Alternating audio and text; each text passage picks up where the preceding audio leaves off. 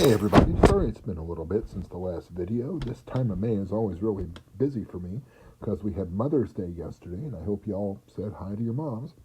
And then I have a birthday tomorrow and another birthday on Wednesday. So this means one of several things. Either A, I really need to find something else to do over spring break, or B, I just have a lot of kids. So today we are going to talk about activation, deactivation of aromatic rings. So the first step, the second step of every EAS reaction looks like this, where the first step is generating your reactive electrophile. The second step is this, where the aromatic ring attacks the electrophile. Now, this actually works on two levels. One thing you should note is it breaks aromaticity, because you go from here to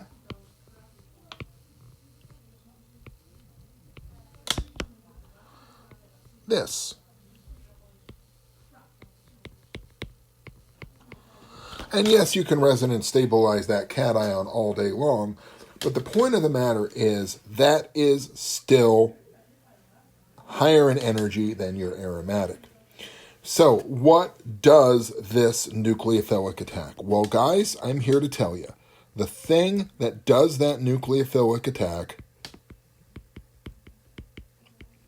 it is driven by electrons in the pi cloud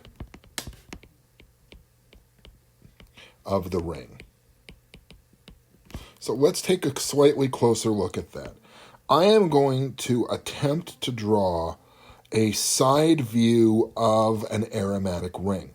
Forgive me if this doesn't come off so well. So pretend that is a side view, ladies and gentlemen. All right, and now we're going to sketch in our orbitals. Remember, every atom of an aromatic ring is sp2 hybridized, or has a cation, which makes it sp2 hybridized, or has an anion, which kind of makes it sp2.5.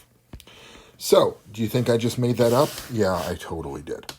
Now, this is all the p orbitals of an aromatic ring, and one of the things that happens is above the plane of this ring, hopefully you can see this in the blue, there is this delocalized cloud of electrons.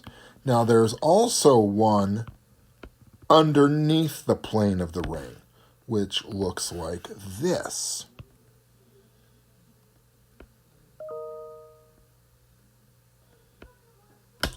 All right?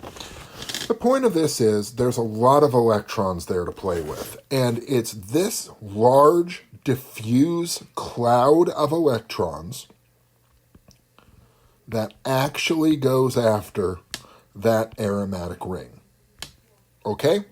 So, if we think of benzene here, where everything is a hydrogen on that ring, benzene, think of that as our zero. Now, what are we talking about with a zero here?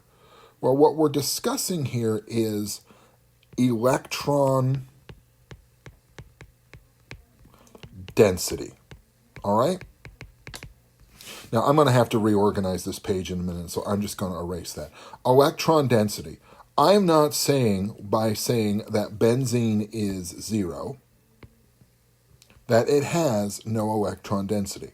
We're talking about a relative rating here, okay? Relative rating. So benzene, where everything is a hydrogen, we are going to give this the relative rating of 0. Again, please don't go running down the halls or the halls of electrons saying, Dr. Weigel said benzene doesn't have any electron density, because that's not what I mean. I mean, that's our baseline. This is our control, if you will. All right. Now, what would give an aromatic ring more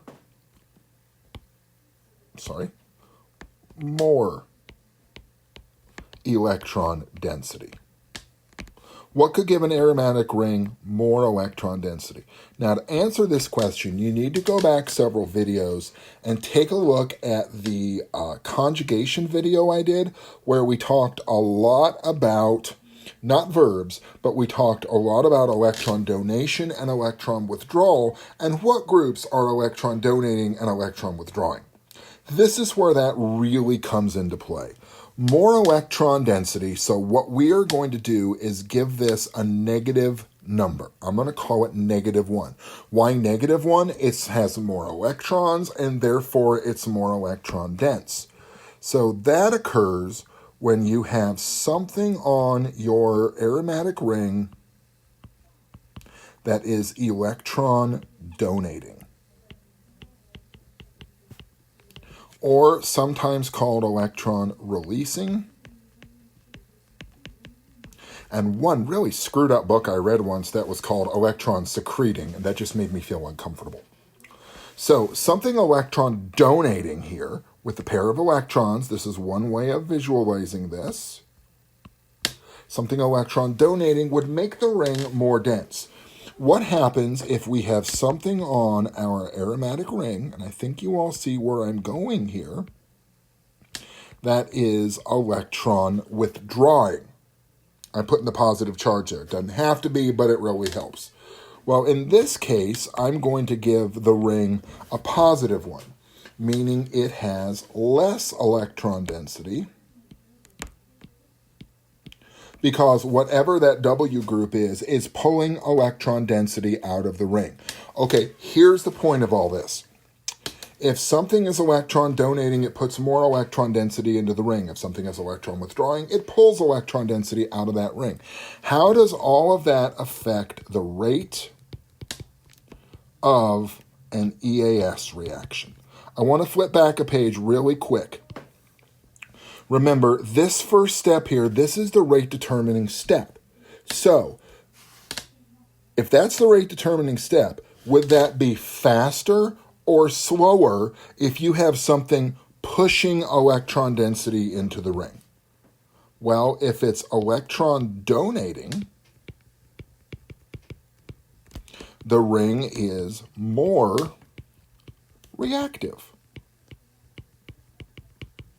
And we have a word for that. It's called activating. It's activating because it activates the reaction. It goes faster because you have an E group pushing electron density into the aromatic ring. If something is electron withdrawing, that makes the ring less reactive. And I am quickly running out of room here, and I'm sorry. So I'm just going to go ahead and write deactivating. Now, this means two things.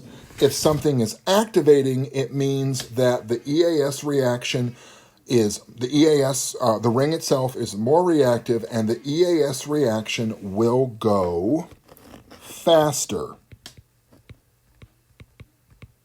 If something is deactivating, it is electron withdrawing, the rings are less reactive, and it will react slower. That's the big thing to take away from all of this. Now, I'm going to hit pause real quick, just because I want to try to upload a picture, and so far this program's been fighting me on it. So don't go anywhere. I'll be right back. Holy cow, I think it worked. Now, what? And it disappeared. Gosh darn it. All right, hold on one sec.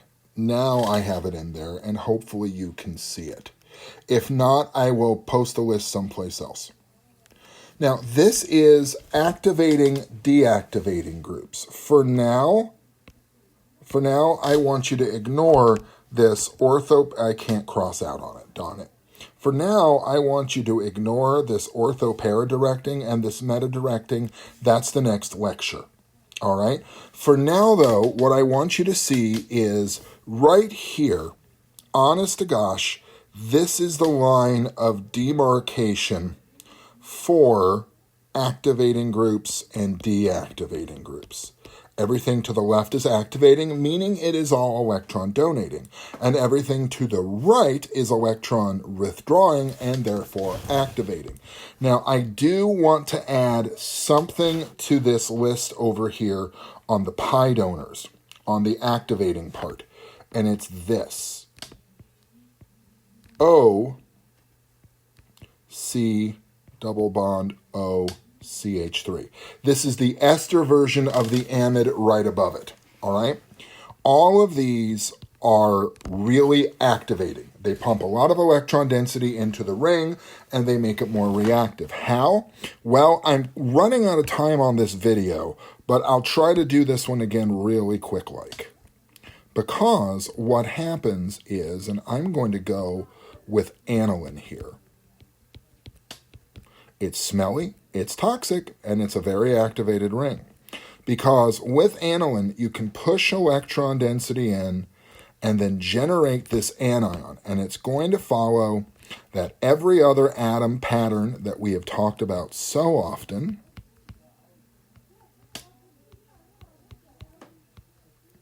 Here, with a negative charge there, and I am so out of time I can't show it pushing around the ring, so you're just going to have to trust me. Or go back and watch the video again. I will make that anion just a little bit clearer, though, as I also destroy part of my ring, because I can't ever leave well enough alone. I have to pick well enough up and play with it. What about over here on the deactivating? Well, let's look at the carbonyls. What this means, we'll just go with a ketone here. What this means is that, remember, this is a very partially positive carbon, so it can pull pi bonds out of the ring and basically make it look like this through all of the resonance structures.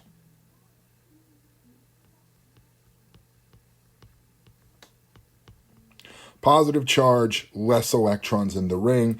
And like before, I want to add one more thing over here to this carbonyl deactivation group, and that is an amide that is hooked up like this. Now, for all of these, this spot here, all the way, I'm going to pick a different color that's a little easier to see. This spot here, all the way down on all of these, this is your aromatic ring where things are attached. I'm out of time. So what I want to leave you with here is this. Think about this molecule.